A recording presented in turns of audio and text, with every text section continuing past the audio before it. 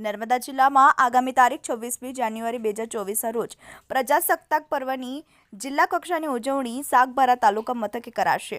આ દિવસે નવરચના માધ્યમિક શાળા સંકુલમાં યોજાનારા જિલ્લા કક્ષાના ધ્વજવંદન સમારોહમાં પોલીસ બેન્ડની મધુર સુરાવલીઓની ધૂન વચ્ચે પોલીસ સહિત અન્ય સુરક્ષા જવાનોની પ્લાટૂનોની પરેડ પણ યોજાશે।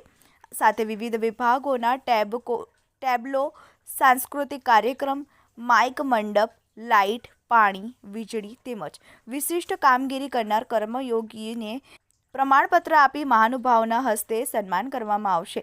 તે અંગેની તૈયારીઓ સહિત સમગ્ર કાર્યક્રમ શાનદાર રીતે યોજાય તે અંગેનું આયોજન અને અમલવારી કરવા સંબંધિત વિભાગોને જણાવવામાં આવ્યું હતું।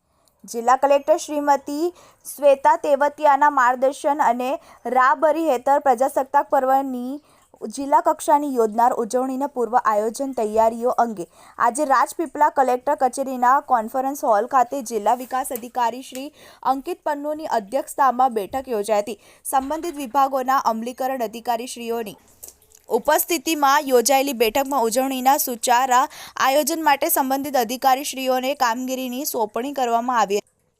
આ જવાબદારી અંગે જરૂરી માર્ગદર્શન પૂરું પાડવામાં આવ્યું હતું અને આ કાર્યક્રમના દિવસે અધિકારી કર્મચારીઓ આ રાષ્ટ્રીય પર્વમાં અચૂક ભાગ લે તે જોવા જણાવ્યું હતું।